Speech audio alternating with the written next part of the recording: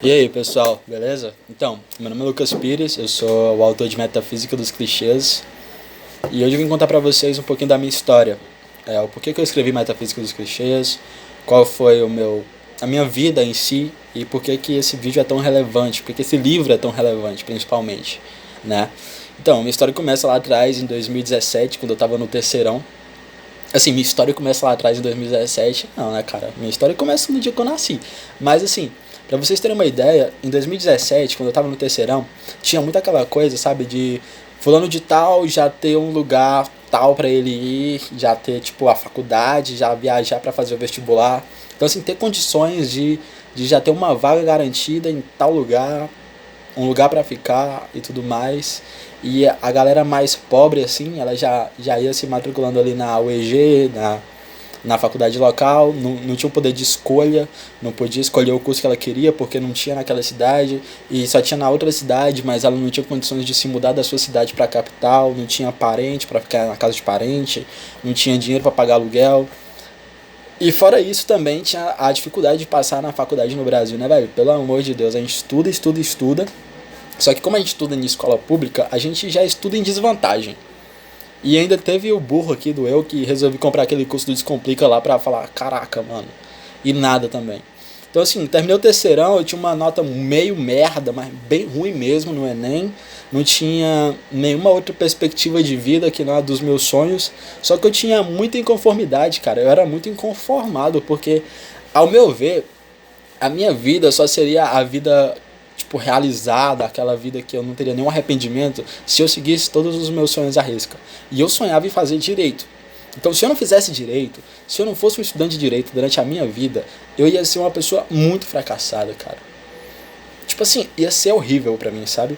Só que ao mesmo tempo eu olhava a minha realidade e tipo assim, não dava, não batia a minha realidade com a faculdade de direito.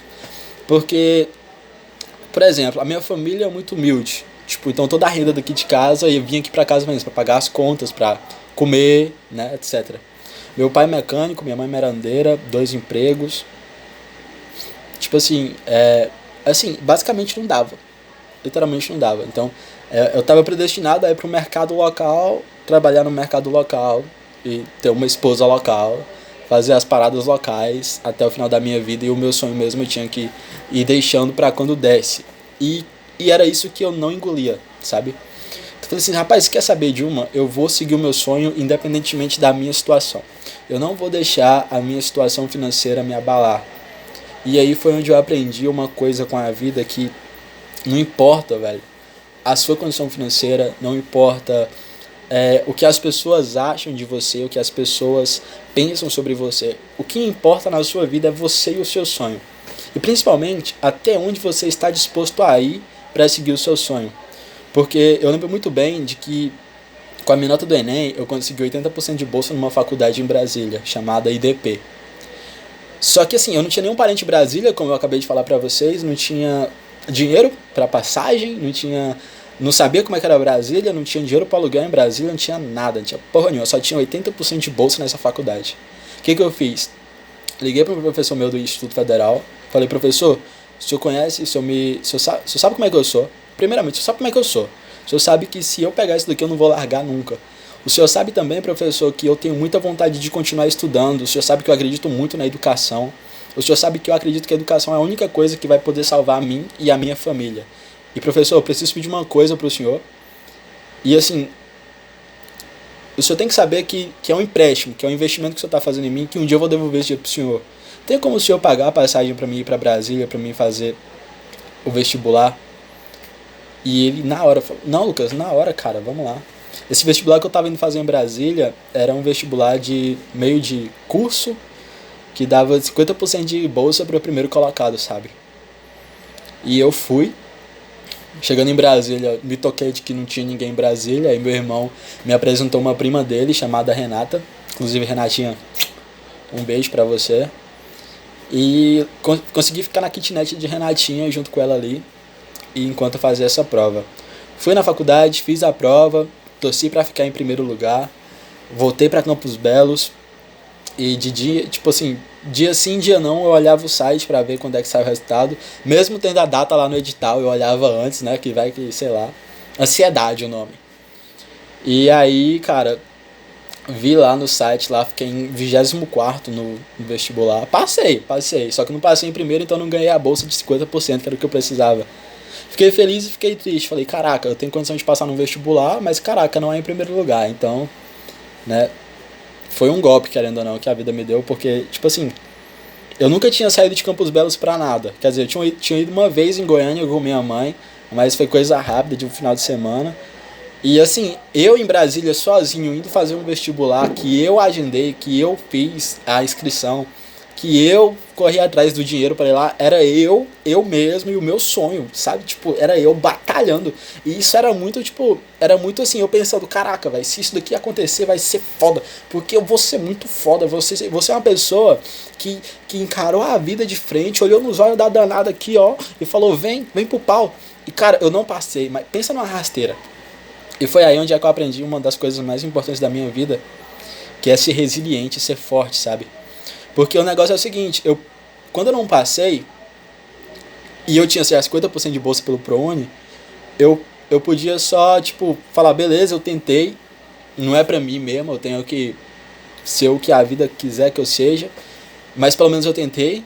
Ou então, recalcular a rota. Falar, caralho, se por aqui não dá, por onde é que dá? E aí eu, atualizando o site da faculdade, vi que eles tinham um vestibular de bolsa social. O que era esse vestibular de bolsa social? Eu tinha que ir em Brasília fazer uma entrevista com eles e a partir dessa entrevista eu poderia ganhar de 10% a 90% de bolsa. Se eu conseguisse mais 50%, eu teria 100% de bolsa e eu conseguiria estudar. E eu falei, caraca, mano. Só que agora era o seguinte, eu não tinha mais o professor Denilson, por exemplo, pra me ligar e pedir passagem. Eu não tinha cara de pedir mais, já, sabe, tipo, vergonha mesmo, vergonha na cara. Eu tinha vergonha na cara naquela época. Hoje não mais, mas enfim. E aí comecei a pensar em como fazer. Juntei o dinheiro da passagem, liguei pra Renatinha, falei, Renata, posso ficar na sua casa de novo? Ele falou, claro, Lucas, vem cá.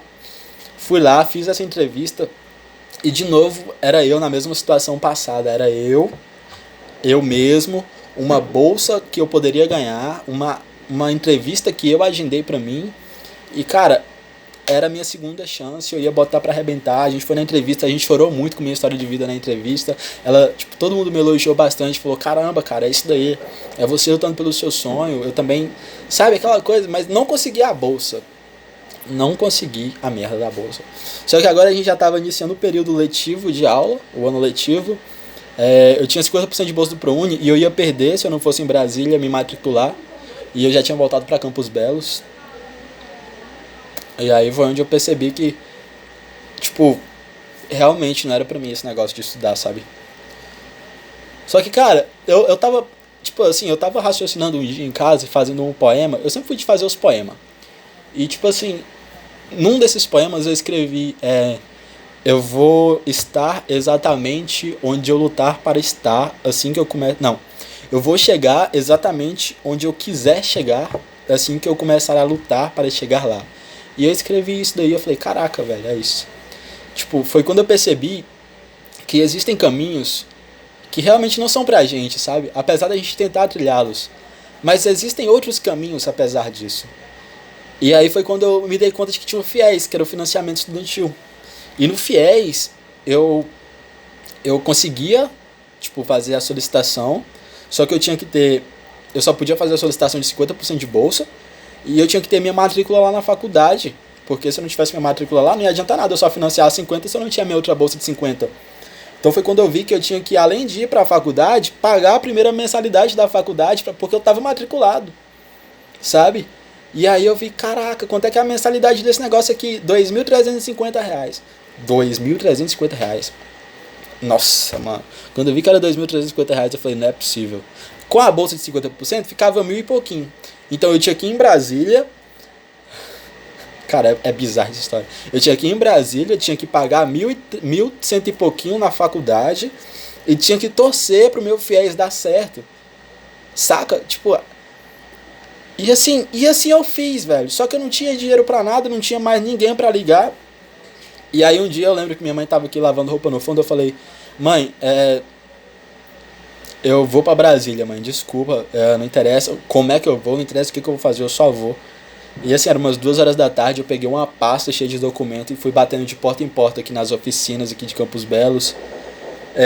Minha cidade ela tem um grande diferencial, que ela é uma grande produtora de ganhador da Mega Sena, cara. E isso é bizarro. E aí eu fui batendo na porta dos ganhadores da Mega Sena, eu fui numa contabilidade que o dono dela é Sardinha. Aí todo mundo foi me ajudando com 100, 200, 100, 200. Quando eu pensei que não, eu juntei o dinheiro da mensalidade. Tava na minha mão, assim, um bolão de dinheiro. Era a primeira vez que eu tinha visto um bolo de dinheiro aqui na minha mão. E eu falei, caraca, o meu esforço, a minha força de vontade vai me levar até a faculdade. Aí eu peguei esse dinheiro que eu juntei, comprei a passagem, fui até a faculdade, fiz a matrícula, sabe? E fiquei morando aqui umas 3 semanas no chão de uma kitnet, lá na Asa Norte, cara, com a Renatinha. Só que assim, não tinha saído ainda o bagulho do FIES, sabe? Então eu fiquei 3 semanas assistindo aula, com medo de no mês que vem ter que voltar pra casa.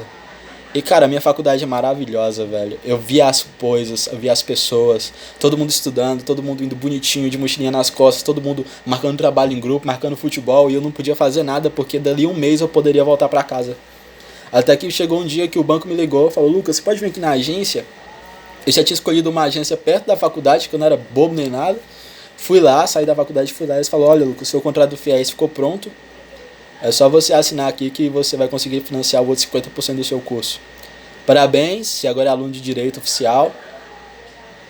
E é isso aí, cara. Vai viver sua história. Esse foi o caminho que eu tive que fazer até entrar na faculdade de Direito. E assim, tem mais coisas, sabe? Tem coisa que a gente não conta, sabe? E cara, se você tem um sonho, na moral, eu sempre quis fazer esse vídeo porque nas minhas palestras, nos meus... Enfim, nas minhas coisas eu sempre falo isso e eu sempre acabo me emocionando. Mas se você tem um sonho, velho, você não pode desistir do seu sonho por nada nesse mundo. Seu sonho é quem você é. Se você não for o seu sonho, você não vai ser nada. Se você desistir de tudo agora, cara, pensa que você tá desistindo da sua vida, velho. Quando eu cheguei no IDP, eu escrevi um livro e submeti pra eles. E eles falaram: Lucas, a gente vai conseguir publicar o seu livro. Então, do nada, de tanto perseguir o meu sonho, eu saí de um moleque Zé Ninguém, do interior de um estado, e virei um escritor. Dá pra entender que minha história agora muda a história de outras pessoas? É sobre isso que é sonhar.